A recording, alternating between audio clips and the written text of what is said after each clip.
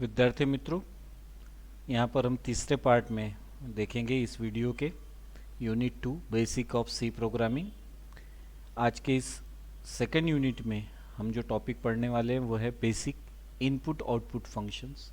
जैसा कि हम लोगों ने देखा था कि हेडर फाइल से हम लोग कुछ फंक्शंस इंपोर्ट करते हैं, तो आज स्टैंडर्ड इनपुट आउटपुट फंक्शन यानी stdio हेडर फाइल्स के कुछ फंक्शंस को हम लोग यहाँ पर देखने वाले हैं।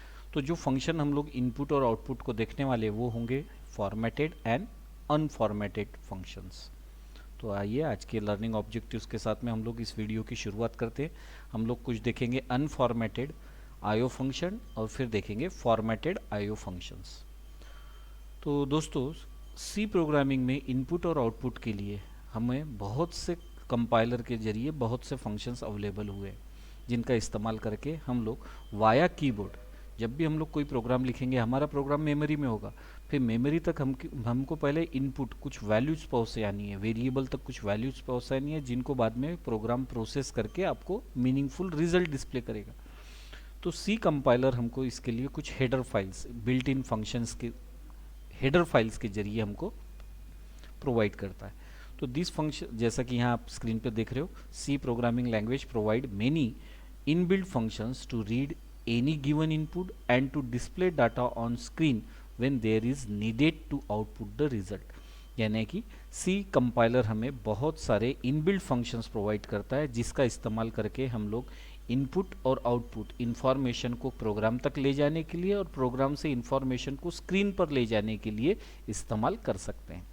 अगले लाइन में जैसा लिखा है, this function are use to permit the transfer of information between computer and standard input output device. जैसा कि मैंने शुरू में आपको कहा कि हमारी जो भी प्रोग्राम है, प्रोग्राम कहाँ है आपका, मेमोरी में, कंप्यूटर की मेमोरी में, तो वहाँ तक कीबोर्ड के जरिए इंफॉर्मेशन ले जाना और फिर प्रोग्राम से इंफॉर्मेशन को फिर से आपके कंप्यूटर के स्क्रीन तक लाने के लिए जो फंक्शंस रिक्वायर्ड होते हैं उसको हम लोग बोलते हैं इनपुट एंड आउटपुट फंक्शंस। तो देखते हैं, सी में दो तरह के फंक्शंस होते हैं, input output, formatted and unformatted. तो सबसे पहले हम अनफॉर्मेटेड आईओ फंक्शन यानी इनपुट एंड आउटपुट फंक्शन देखेंगे। तो get char and get S, जो आपकी स्क्रीन पे दिखाई दे रहा है, लेफ्ट साइड कॉलम पे आप कॉन्सेंट्रेट करो, जहां मैं माउस के कर्सर के थ्रू बता रहा हूँ। Get char and get case, जैसा कि नाम में ही पता है, गेट गेट यानी लेना। आप इनपुट ले सकते हो सिंगल कैरेक्टर या सेट ऑफ कैरेक्टर। अगर आपको एक सिंगल कैरेक्टर ए रीड करना है कीबोर्ड से, या बी, सी, ऐसे किसी एक सिंगल कैरेक्टर को रिकॉग्नाइज करना है कीबोर्ड पर से, तो हम लोग इनपुट के लिए इस्तेमाल करेंगे गेट कैर। लेकिन कोई सेट ऑफ है, जैसा फॉर एग्जांपल नेम है राजेश, आपको अगर वो कीबोर्ड से सेट ऑफ कैरेक्टर स्ट्रिंग को अगर रीड करना है, तो वहाँ पे इनपुट के लिए हम फंक्शन इस्तेमाल करेंगे गेट एस। ठीक है, अब यही उल्टा हमको करना है, प्रोग्राम से इंफॉर्मेशन को स्क्रीन पर ले जाना है, तो उसके लिए हम लोग unformatted put char and put S ऐसे फंक्शंस का, आउटपुट फंक्शन का इस्तेमाल करेंगे। तो get char and get S क्या हुए, input function, unformatted input function, and put char and put S ये आपके क्या हुए, अनफॉर्मेटेड आउटपुट फंक्शंस। ठीक है, तो जब भी आपको कैरेक्टर से डीलिंग करना है, कैरेक्टर वैल्यू रीड करना है या सेट ऑफ कैरेक्टर आपको डिस्प्ले करना है, तो आप लोग इस्तेमाल कर सकते हो गेट कैर, या सेट ऑफ वैल्यूज डिस्प्ले जब करना है स्ट्रिंग फॉर्मेट में तो पुट एस। इस तरह के फंक्शंस का इस्तेमाल करके आप इंफॉर्मेशन ले या दे सकते हो। अब आइए हम लोग राइट हैंड साइड में देखेंगे फॉर्मेटेड आउटपुट फंक्शन। अब ये फॉर्मेटेड का मतलब एंड अनफॉर्मेटेड के मतलब पे हम थोड़ा सा यहाँ पे ध्यान देंगे कि अनफॉर्मेटेड के थ्रू आप खाली स्ट्रिंग मैनिपुलेशन यानी जो कैरेक्टर हैं या सेट ऑफ कैरेक्टर है उन पे ही काम कर सकते हो। लेकिन अगर आपको नंबर लेना है, बाइनरी नंबर लेना है, ऑक्टेल नंबर लेना है, हेक्साडेसिमल नंबर लेना है, तो उस केस में हम लोग फॉर्मेटेड इंफॉर्मेशन का इस्तेमाल करेंगे इनपुट फंक्शंस का। फॉर्मेटेड इंफॉर्मेशन है तो हम लोग formatted input and output function का इस्तेमाल करेंगे। तो यहाँ फॉर्मेटेड इनपुट फंक्शन है scanf and formatted output function है प्रिंटएफ। तो विद्यार्थी मित्रों, ये 6 के 6 जो इनपुट आउटपुट फंक्शन है, चाहे वो अनफॉर्मेटेड हो या फॉर्मेटेड हो, ये हमें सी कंपाइलर के stdio.h हेडर फाइल से अवेलेबल होते हैं। तो थोड़ा इन्हीं 6 फंक्शंस को हम लोग डिटेल में देखेंगे विथ एग्जांपल। जैसा कि अब आप स्क्रीन पर देख पा रहे हो, अनफॉर्मेटेड आईओ फंक्शन का इस्तेमाल कैसे करना है। तो आपने एक सी प्रोग्राम लिखना है, जैसे कि यहाँ पे आपको लेफ्ट हैंड साइड में दिखाई दे रहा है कॉलम में, माउस के कर्सर पे आप लोग ध्यान दो। यहाँ पे सबसे पहले हमने हेडर फाइल ली, stdio standard input output header file हमने लिया, क्योंकि हमें चाहिए था get char and put char function, तो हमने ये हेडर फाइल ली। हेडर फाइल के बाद में मेन फंक्शन डिक्लेयर किया, एक वेरिएबल हमने डिक्लेयर किया, ठीक है, वेरिएबल हमने लिया सी, जिसके अंदर हमको कीबोर्ड से आई हुई वैल्यू को स्टोर करना है। फिर हमने यहाँ पे एक मैसेज डिस्प्ले किया यूज़र के लिए, प्लीज़ एंटर अ कैरेक्टर, ठीक। तो गेट कैरेक्टर ये फंक्शन क्या करेगा, कीबोर्ड पे आप जो भी सिंगल की प्रेस करोगे उसकी जो भी वैल्यू आएगी वो सी में स्टोर करेगा। बाद में पुट कैर उसी वैल्यू को सी वेरिएबल में, कैरेक्टर वेरिएबल में जो भी आपने अल्फ़ाबेट स्टोर किया है, कैरेक्टर स्टोर किया, उसको डिस्प्ले करने का काम करेगा। तो इस तरह से अनफॉर्मेटेड आईओ फंक्शंस जो है गेट कैर और पुट कैर का इस्तेमाल होता है सिंगल कैरेक्टर के लिए। अब अगर मल्टीपल कैरेक्टर है, आपको कंप्लीट एक वर्ड रीड या डिस्प्ले करना है, तो उसके लिए क्या हम लोग करेंगे, तो यहाँ ध्यान देना है आपको, राइट हैंड साइड में पूरा फंक्शन एज इट इज़ है। हमने यहाँ पे सिंगल कैरेक्टर लिया था, लेकिन अब यहाँ पे एरे, इसको हम लोग बोलते हैं एरे, इसको सेट ऑफ कैरेक्टर में कन्वर्ट करेंगे, ठीक है, क्योंकि हमको एक वर्ड में मैक्सिमम 100 वर्ड का एक कैरेक्टर का एक वर्ड बनाना है, तो हम लोग उसका एरे बनाएंगे। यहाँ सिंगल कैरेक्टर था, यहाँ पर 100 कैरेक्टर होंगे, ठीक है। तो कीबोर्ड से अगर 100 कैरेक्टर का एक वर्ड रीड करना है, चाहे 3 कैरेक्टर का, फॉर एग्जांपल फिर से हम लोग लेंगे राजेश, राजेश में कितने कैरेक्टर है, 6, तो 6 कैरेक्टर यहाँ पे स्टोर हो सकते हैं। तो इसके लिए हम लोग इस्तेमाल करेंगे फंक्शन गेट एस। तो यहाँ से राजेश ये नाम मैं दूंगा str नाम के वेरिएबल को, str वेरिएबल में जो भी वैल्यू स्टोर है बाद में वो हम लोग डिस्प्ले भी कर सकते हैं। तो इस तरह से हम लोग प्रोग्राम में देख रहे हैं कि किस तरह से इनपुट कैरेक्टर और इनपुट स्ट्रिंग या input output character and output string कर सकते हैं। आगे के स्लाइड में हम लोग दोस्तों देखेंगे कि फॉर्मेटेड इनपुट आउटपुट का इस्तेमाल किस तरह से होगा, और आगे के सी प्रोग्राम में हम लोग ज़्यादातर इन्हीं फंक्शन का इस्तेमाल करेंगे, फॉर्मेटेड आईओ फंक्शन का, स्कैनएफ एंड प्रिंटएफ। तो यहाँ पे भी प्रोग्राम अगर आप देखो तो पूरा प्रोग्राम वही है, सिंगल लाइन मॉडिफिकेशन। अक्सर लड़के कंप्लेंट करते हैं कि सर हम प्रोग्राम नहीं लिख पाते, क्योंकि वो ऑब्जर्व नहीं कर पाते हैं। आपको कंप्लीट प्रोग्राम नया नहीं लिखना है, प्रोग्राम में देखिए हर बार कुछ स्टेप्स सेम है, सिंगल लाइन कहीं तो भी मॉडिफिकेशन होता है। जहाँ पे भी सिंगल लाइन मॉडिफिकेशन है मैंने हाईलाइट किया गया, उसको ब्लॉक लेटर्स में किया।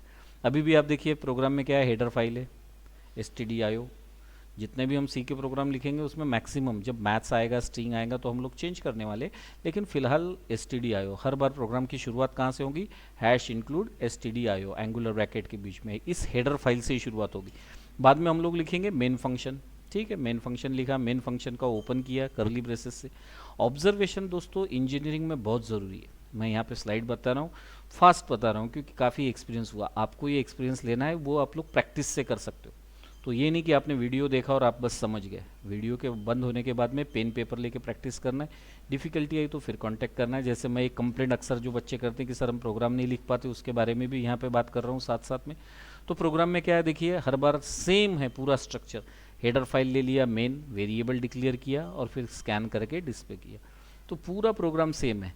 बीच में कमेंट मैंने रीडेबिलिटी बढ़ाने के लिए दिया, अदरवाइज आप वेरिएबल डिक्लेयर करो जैसा इंटीजर आए, फिर आई के लिए हमको कीबोर्ड से वैल्यू लेना है। अब वेरिएबल आई क्या है, इंटीजर टाइप का, तो कोई भी एक वैल्यू जिस 0 to 9 के नंबर के कॉम्बिनेशन की होगी वो मैं कीबोर्ड से रीड कर सकता हूँ।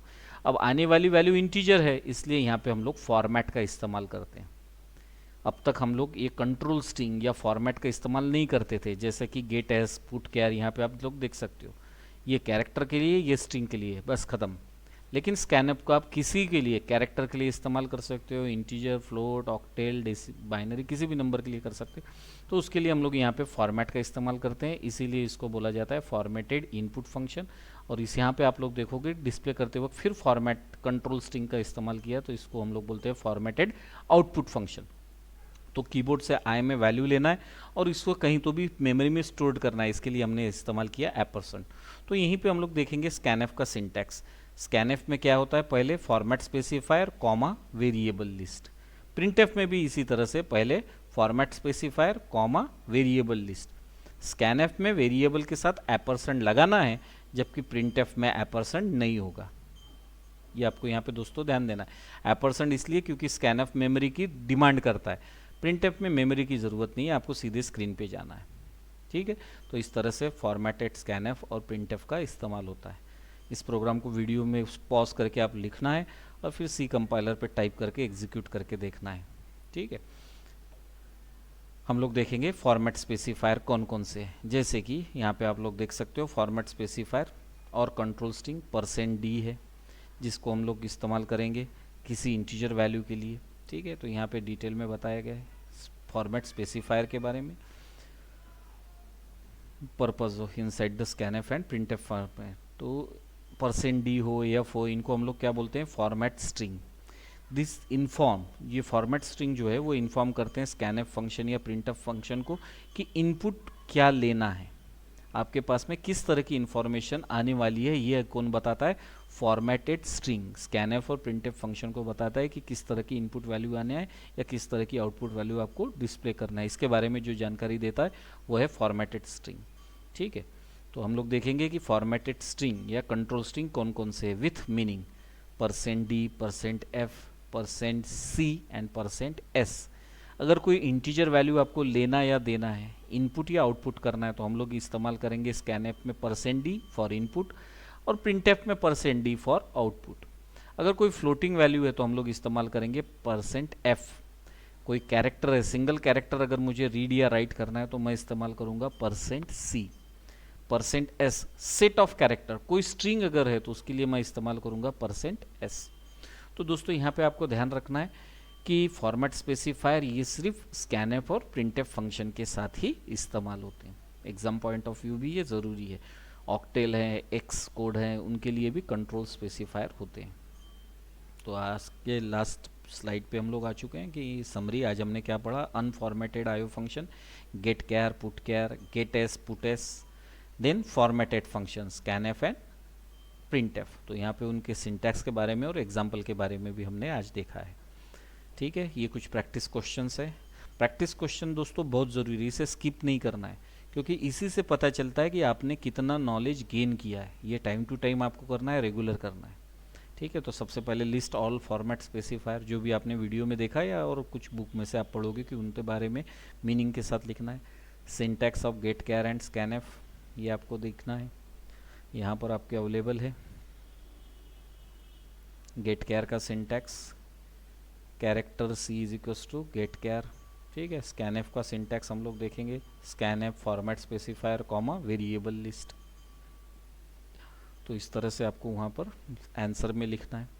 List the input and output function used in C. In C we have two types of input and output function, formatted and unformatted. Formatted input function is scanf and output function is printf. Unformatted input function getChar and getS. Unformatted output function are putS and putChar. तो इस तरह से with meaning यहाँ पे आपको लिखना है। अगर नाम भी लिखा तो काफ़ी है, लेकिन एक प्रॉपर हायरार्ची मेंटेन करते हुए यहाँ पर आपको उनको लिखना है। स्कैनफ और प्रिंटफ विथ एग्जांपल यहाँ पर आपको लिखना है। गेट एस एंड स्कैनफ, ये सिर्फ स्ट्रिंग रीड करेगा, ये अनफॉर्मेटेड टाइप का फंक्शन है। स्कैनफ किसी भी तरह की वैल्यू को रीड कर सकता है। ठीक है, तो और साथ में वो फॉर्मेटेड है। कंट्रोल स्पेसिफायर यहाँ गेट एस में ज़रूरी नहीं, यहाँ पे ज़रूरी है। और एक एग्जांपल, इस तरह से आप लोग इनके डिफरेंस भी लिख सकते हो। तो इसी के साथ हम लोग यहाँ पर इस वीडियो को और यूनिट को स्टॉप करने वाले हैं। सेकंड वीडियो यहाँ पे आपका यूनिट कंप्लीट होता है दोस्तों। अगले वीडियो में मिलेंगे अगले नए यूनिट के साथ। तब तक के लिए गुड बाय।